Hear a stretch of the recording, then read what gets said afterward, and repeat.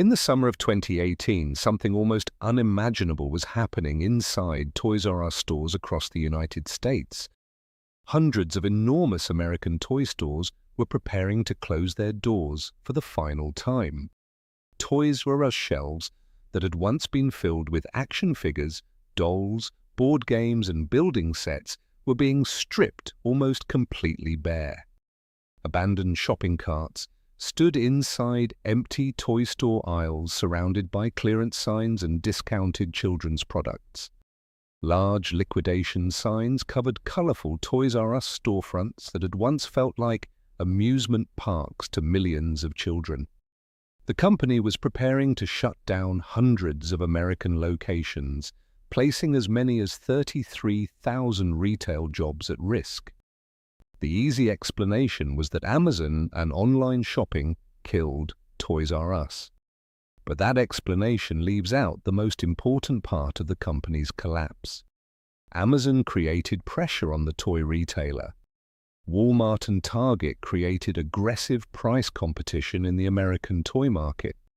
Changing shopping habits, outdated stores, and years of questionable business decisions made the situation worse. But the financial trap that pushed Toys R Us beyond recovery had been constructed 13 years earlier. It began with a $6.6 billion leveraged buyout. Most of the borrowed money used to purchase Toys R Us eventually became the financial responsibility of Toys R Us itself. For generations of American families, Toys R Us was more than an ordinary retail store. Walking into a large Toys R Us location felt like entering a warehouse built entirely around childhood imagination. Towering toy store shelves displayed action figures, dolls, stuffed animals, board games, building sets, and remote-controlled cars. Bicycles hung from the ceiling, while video games, gaming consoles, and electronic toys filled entire sections of the store. Parents could find nearly every major toy brand under one roof, especially during the busy Christmas shopping season. Toy manufacturers depended on Toys R Us to introduce new products, display major releases, and generate holiday demand. For children, the store represented birthdays, Christmas mornings, and the excitement of choosing a new toy. By 2005, Toys R Us operated roughly 1,500 stores through its different brands and international businesses. The company remained one of the largest and most influential toy retailers in the world. But behind the colorful toy aisles, serious financial and competitive weaknesses were developing. Walmart and Target were selling popular toys at aggressive prices to attract parents and families into their much larger stores. Those retailers did not need to earn all their profit from toys. Customers who entered Walmart or Target for toys often purchased groceries, clothing, electronics, and household products during the same visit. Toys R Us did not have that advantage. Its enormous specialty stores had to generate enough profit mainly from toys, games, and children's products. At the same time, Amazon and online shopping were changing how parents purchased toys. Parents could search through thousands of toys online without driving to a crowded big box store. Online shoppers could compare prices, read reviews, and have toys delivered directly to their homes. Many Toys R Us stores were beginning to look dated compared with newer retail environments. Some locations had aging interiors, long checkout lines, and a shopping experience that had changed very little over the years. The Toys R Us website and delivery operation were also struggling to keep pace with modern online retailers. The brand remained powerful, but its stores, technology, and distribution system required significant investment. Toys R Us needed money to modernize stores, improve online shopping, and create a stronger delivery network. That combination of a famous brand and an underperforming retail operation made the company an attractive target for private equity investors. In March 2005, Toys R Us agreed to be acquired by KKR, Bain Capital, and Vornado Realty Trust. The total acquisition was valued at $6.6 billion. The investors described plans to improve the retailer and strengthen the famous Toys R Us brand. But this was not a normal corporate acquisition funded mostly with investor cash. It was a leveraged buyout financed primarily with borrowed money. A leveraged buyout allows investors to purchase a company while using a relatively small amount of their own capital. The majority of the purchase price can be financed through large business loans and corporate debt. Imagine buying a house using a small down payment and a very large mortgage. Now imagine that after the sale, the house itself becomes responsible for making the mortgage payments. That is essentially what happened to Toys R Us. The investment groups contributed approximately $1.3 billion of their own equity. More than $5 billion of the purchase price was financed using borrowed money. After the acquisition, that massive debt burden was placed on the balance sheet of Toys R Us. The toy retailer now had to service the debt that had been used to purchase it. Money generated by Toys R Us stores still had to pay employees and store managers. The company still needed to purchase toys and merchandise from manufacturers and suppliers. It needed to maintain warehouses, distribution centers, and hundreds of large retail buildings. It needed to remodel aging stores and improve the Toys R Us website. It also needed to compete with Amazon, Walmart, and Target. But the company now had another enormous obligation. Toys R Us had to make large payments on the debt used to complete the leveraged buyout. The company eventually spent approximately $400 million every year on interest payments. That was more than $33 million every month. It was more than $1 million every day. Every day, more than $1 million could leave the business before it was used to modernize stores or improve online shopping. Debt does not automatically destroy a company. A leveraged buyout can succeed when the acquired business grows, improves its operations, and produces enough cash to reduce its debt. But Toys R Us was entering one of the most disruptive periods in the history of American retail. Amazon was becoming faster, more convenient, and more trusted by American consumers. Walmart and Target could use their enormous size to compete aggressively on toy prices. Parents were becoming increasingly comfortable purchasing toys online. Children were also spending more time with smartphones, tablets, video games, and digital entertainment. The traditional big-box toy store experience was gradually losing some of its power. Toys R Us needed time and money to adapt to this new retail environment. It needed modern toy stores with cleaner layouts and more interactive experiences for children. It needed a faster and more reliable e-commerce website. It needed stronger shipping, delivery, and online order fulfillment capabilities. It needed exclusive products that customers could not easily purchase from Amazon, Walmart, or Target. Instead, hundreds of millions of dollars were leaving the company through interest payments every year. The debt did more than consume the company's available cash. It reduced the company's margin for error. A retailer with a healthier balance sheet could survive a disappointing holiday season. A financially stronger competitor could experiment with new store designs and customer experiences. It could invest heavily in online shopping, warehouse technology, and faster delivery. Toys R Us had far less room to make those investments. The company was trying to transform a 20th century retail empire while carrying the debt from the deal that had taken it private.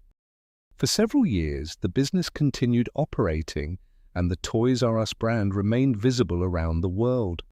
Families continued walking through colorful toy aisles and purchasing gifts for their children.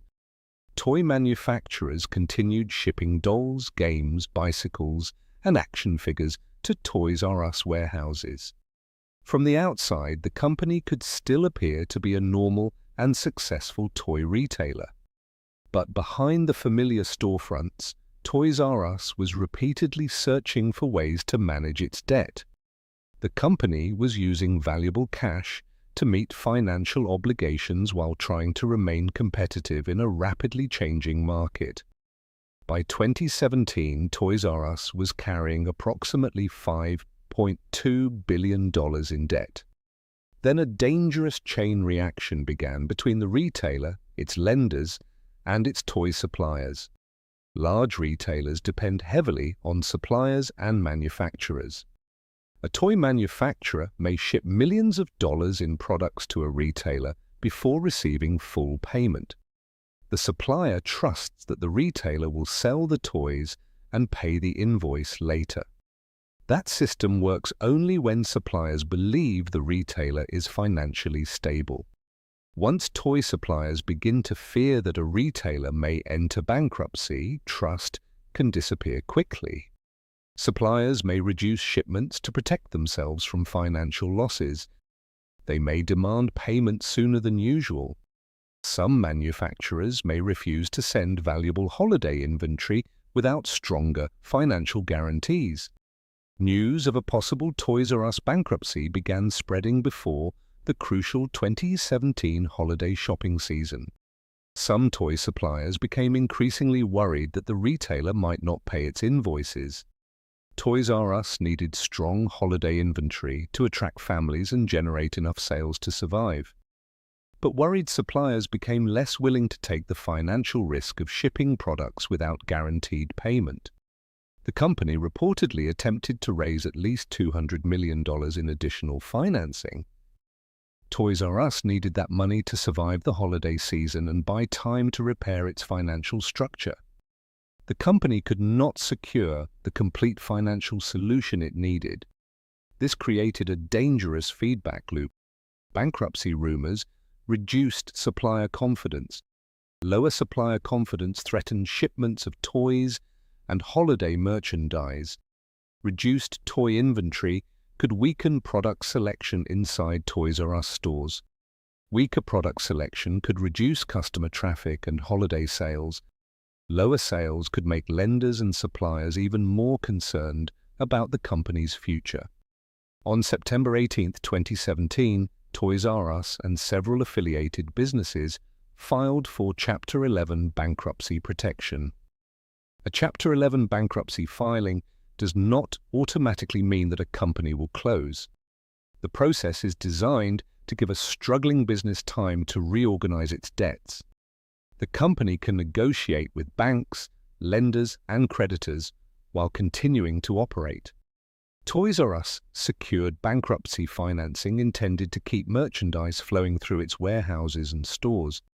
Management hoped the company could survive the holiday season, repair its balance sheet, and emerge as a stronger toy retailer. But Toys R Us entered bankruptcy without a completed reorganization plan.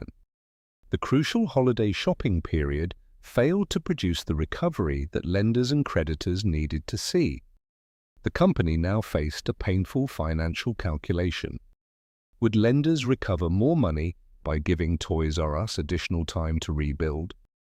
Or would lenders recover more by selling the company's inventory, closing the stores, and liquidating its assets? By March 2018, the answer had become clear. Toys R Us sought court approval to wind down its American retail business. The company planned to liquidate inventory across 735 U.S. stores. Large store closing signs appeared outside Toys R Us locations across the country. Toy shelves were emptied as customers searched through discounted merchandise during liquidation sales.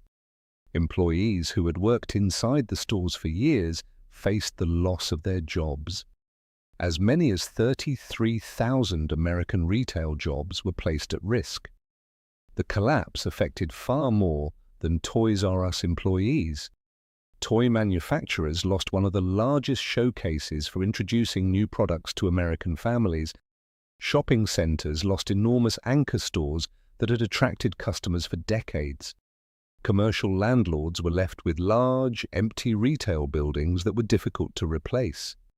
Families lost a toy store connected to birthdays, holidays, and childhood memories.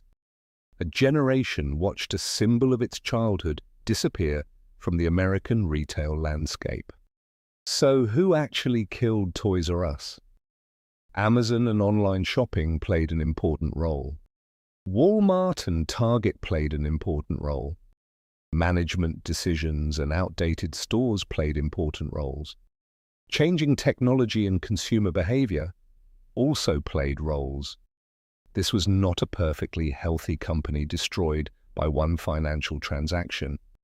Toys R Us already had serious competitive problems before the leveraged buyout. Those competitive problems became more difficult as online shopping continued to grow. But the debt transformed difficult business problems into potentially fatal financial problems.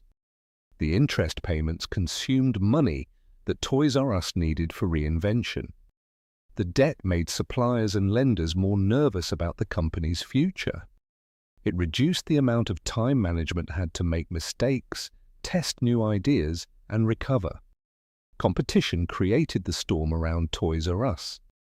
Debt made the company far less capable of surviving that storm. That is the real lesson behind the disappearance of the original Toys R Us retail empire. A famous brand is not the same thing as a financially secure business. A company can have millions of customers and billions of dollars in revenue. It can own valuable stores, warehouses, trademarks, and intellectual property. It can have worldwide recognition and decades of customer loyalty. And it can still collapse if its financial structure leaves it unable to adapt. The Toys R Us name did not disappear completely. Under different ownership, the Toys R Us brand later returned through online shopping. The brand also returned through smaller toy store formats and shops located inside selected Macy's department stores. New Toys R Us flagship locations have attempted to revive some of the excitement associated with the original brand. But the enormous American big-box toy store empire, remembered by generations of families, is gone. The colorful giraffe survived. The original balance sheet did not. This is Money and Power Files. Here we investigate the deals, decisions, and hidden financial systems behind the world's most recognizable companies. Subscribe, because tomorrow's business empire may already be carrying the debt that destroys it.